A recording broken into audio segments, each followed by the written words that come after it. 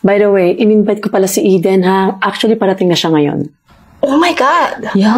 Bakit mo in-invite? Hindi na siya bilang dito sa group natin. Hanggang ngayon ba, wala ka pa rin sasakyan? But anyway, dahil andito ka na, isasali ka na lang namin. Pero, last na to ha. Mumurahin lang kasi, sana magustuhan mo. Siyempre naman, Eden. Sige nga. Sige nga. Pakibuksan mo. Wow!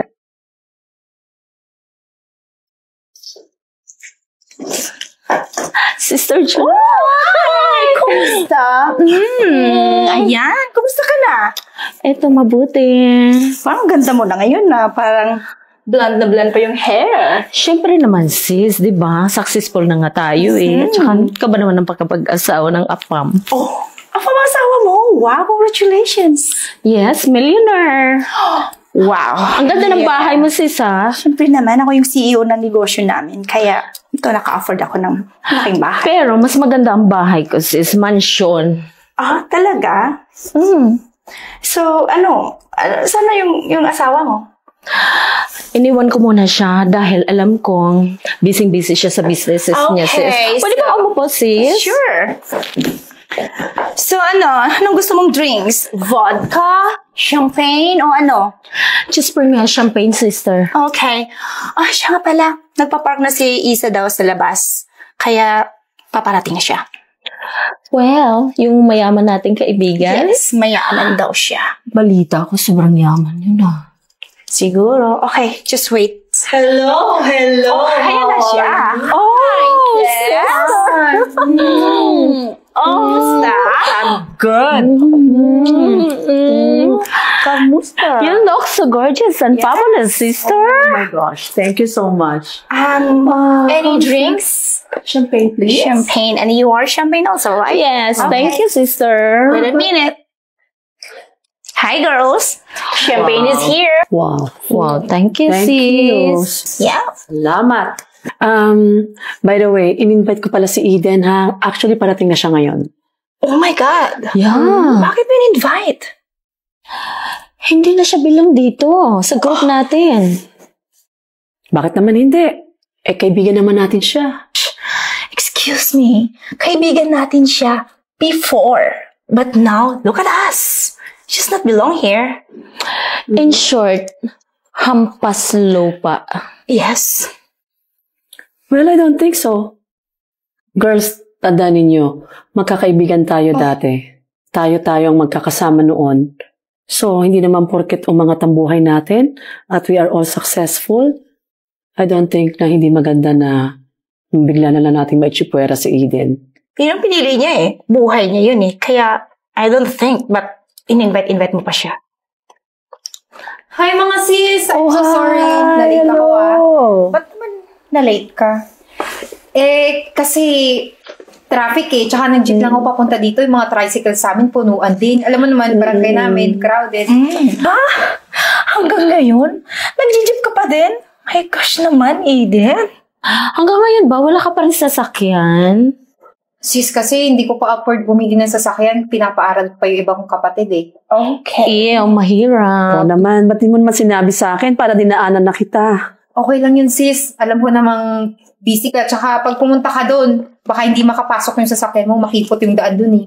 Eden, ba't hindi ka pa rin umaalis sa dati mong trabaho? Oo nga. Tingnan mo kami. Pumunta kami ng abroad, umasinso na. Maganda yung bahay namin. Ikaw, ganyan ka pa rin. Hanggang sekretarya pa din siya sa kumpanya? Ano ba yan?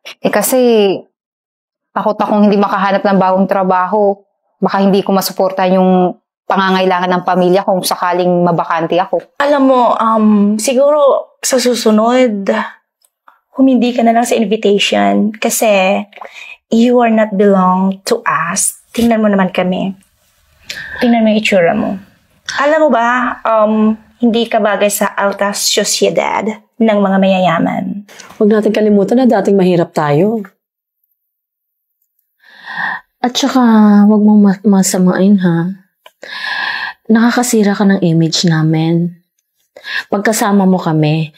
Kasi, mga mayayaman. Yes. Tapos, ikaw, Paano ka namin ipakilala? mukhang mahirap. Ano ba naman kayo? Grabe naman kayo kay Eden. Umangat lang tayo ng konti sa buhay natin. Kung malipusta naman natin yung kaibigan natin para namang hindi natin siya kakilala.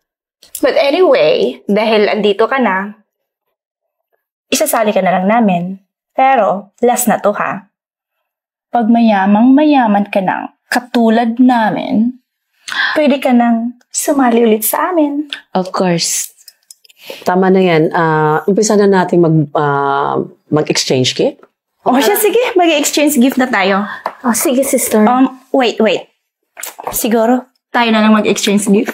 Palitan na lang tayo ng regalo. Sige.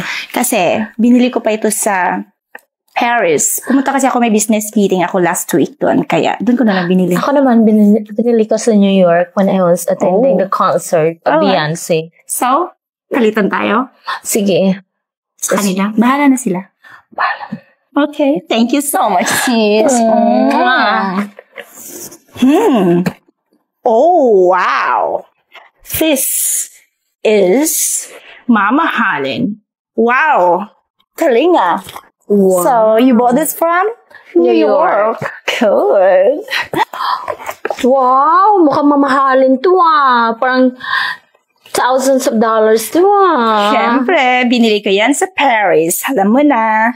So, kayo naman, ano yung mga regalo ninyo sa isa't isa? Nakakahiya naman kung ibigay ko sa kanya to. Bayan. Ano ba nakakahiya? Ano ba yan? Patingin nga. Mumurahin lang kasi, sana magustuhan mo. Siyempre naman, Eden. Sige nga. Sige. Pakibuksan nga. Wow, I think baso to. Wow! Super nice! Ang cute naman niya. Mag! Oh my gosh! Mag! And you appreciate that? And I loved it. Alam mo kung bakit kasi hand-painted siya. Bagay na bagay at Christmas. Alam mo na talaga, no? Mahilig talaga akong magkape. Cheap. Mag! No, kape? No effort at all. Yeah. Yes, Thank naman. you, Eden. I loved it. At appreciate. Thank you. For you. Sana magustuhan mo. Mukhang papel. Oh, papel. Papel! Yes. Yeah, it's a deed of contract na kung saan binibigyan kita ng franchise. That's a gift for you. Sis, napakalaki naman ito. Tsaka franchise pa yung binigay mo sa akin. Eden, you deserved it. Really? Mag lang naman yung binigay ko sa'yo. Ba't ganito kalaki yung binigay mo sa akin? It doesn't really matter kung ano yung regalo. Hindi mo ba natatandaan na hindi ko na tinulungan mo ko minsan? During the time na nagkasakit ako, na pareho tayong walang-wala.